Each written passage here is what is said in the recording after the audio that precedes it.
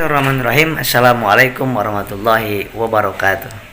Mudah-mudahan sahabatku dimanapun berada diberikan kelancaran, ketenangan hati, ketentraman jiwa, merdeka hatinya.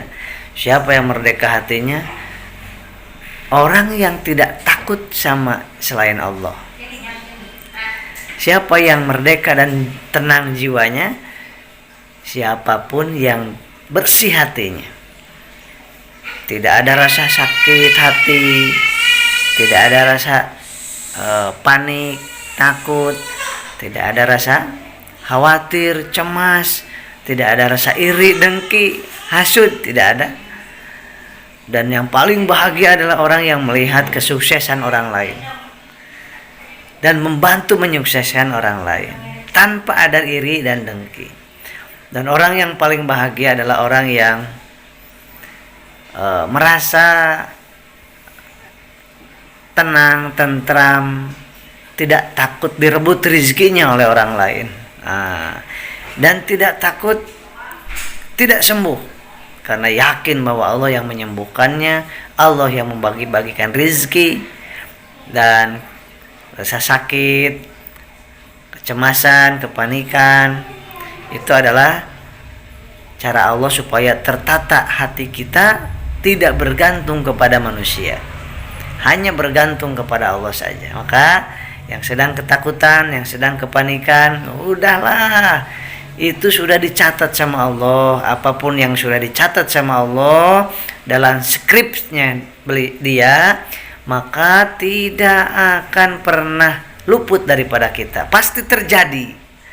Sebaliknya, apapun yang tidak tercatat di catatan Allah untuk hidup kita sampai berjumpa dengan Allah kelak, itu tidak akan pernah terjadi kalau sudah tidak tercatat. Dan kalau yang tercatat pasti terjadi.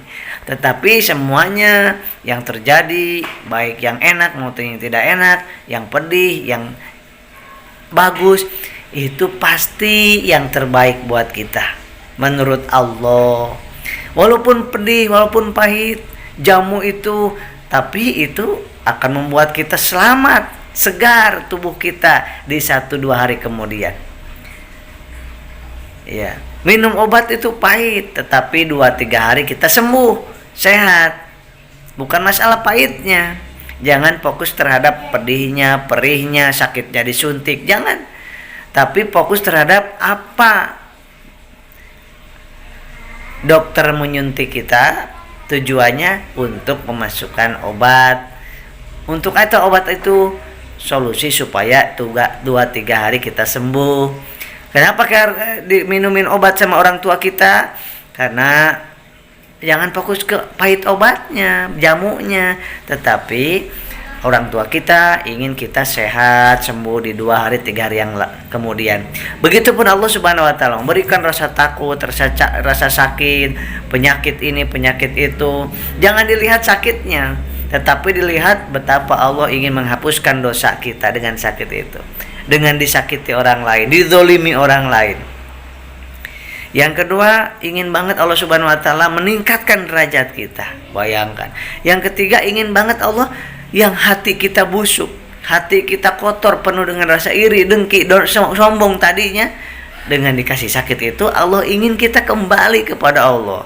Hanya Allah yang maha hebat, hanya Allah yang maha kaya, hanya Allah yang maha kuasa, hanya Allah yang mampu menyembuhkan, hanya Allah yang menghidupkan, hanya Allah yang bisa mengatur hidup kita, hanya Allah Subhanahu wa taala. Tetap ikhtiar maksimal secara medisnya, psikologisnya, ketauhidannya kita perbaiki. Semakin bagus tauhidnya, semakin bagus keyakinannya kepada Allah, semakin tenang hidup ini, seperti orang berjalan dengan bawa GPS. Tenang kan? Tenang walaupun nggak tahu jalan. Kalau ada GPS tenang. Nah, sama kita dalam hidup pun sama. Kita tidak tahu ini kehidupan kita, besok yang terjadi apa, nanti yang terjadi apa.